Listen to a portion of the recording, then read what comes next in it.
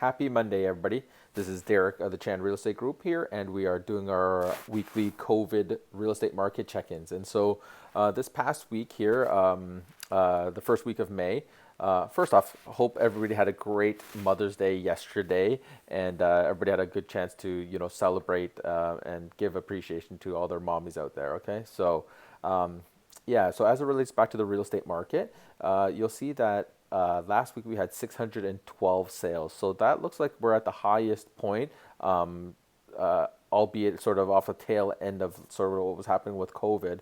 But after we're full blown into it for since at the beginning of April, last week looks like we had the most amount of activities, as well as the most amount of listings as well. And so again, we're considerably down from where we were last year between the activity as well as the listings. But it looks like, the market is showing some life again. People are now sort of used to the new normal. And so that's why we're finding that, most people, if you're looking at the baseline right now, that we've hit our new norm here and customer confidence seems to be getting back in there. Or the reality is that maybe people just have to move. And so this is the combination between the freehold and the condo market. But if you look at the condo market, it's relatively flat. We've had 185 sales this week versus 174 the week before. Had us a little bit of a spike in our listings as well, 627 versus 554. And so with freehold, we've seen 427 this past week versus 388 the week prior to that. And so again, this is sort of now the highest number since we've gone into April. And so we are also that same way for the amount of listings as well. So market is still definitely really tight. There's not a lot of good inventory out there. And so when people are looking as buyers, there's not really much to choose from. So, so the pickings are slim right now. What's really interesting though is that prices, we did a market snapshot of like what happened in the month of April compared to April in 2019. And so we'll notice that, the prices in the GTA, people were really worried about the pricing and wanted to see what's going to happen after we get a full month of, COVID lockdown and quarantine and what's going to happen to the real estate prices. But you'll notice here that in April 2020 versus 2019, relatively flat. Our prices are still the same.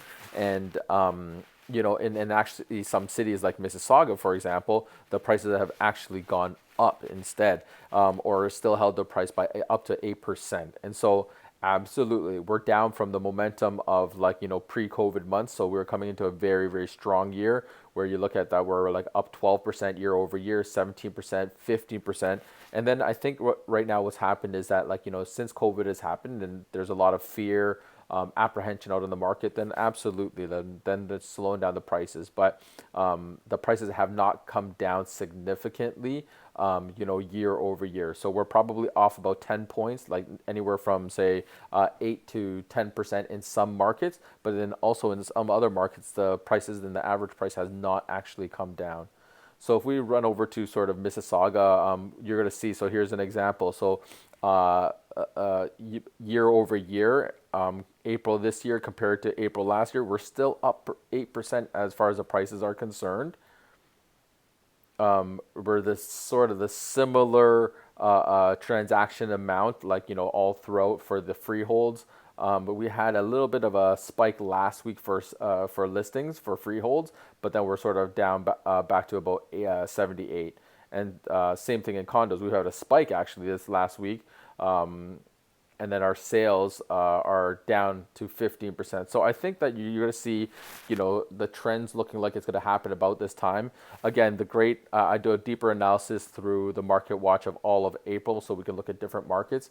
And again, guys, if you guys have any questions, by all means, reach out to us. We would love to answer your questions. I think what this is showing us that, hey, it's still a good time to sell because there's no inventory out there. And if you're a buyer, what's going to be beneficial is that you could probably capitalize on off-peak pricing right now. So, I mean, you're not going to be continuing to get into offers within the last couple of months where they had 10 or 15 offers on every property, it seemed like. So, that is the benefit. So yeah, if you guys have any questions about the real estate market, we would love to serve you guys. Okay. So have a safe week. Keep well. God bless.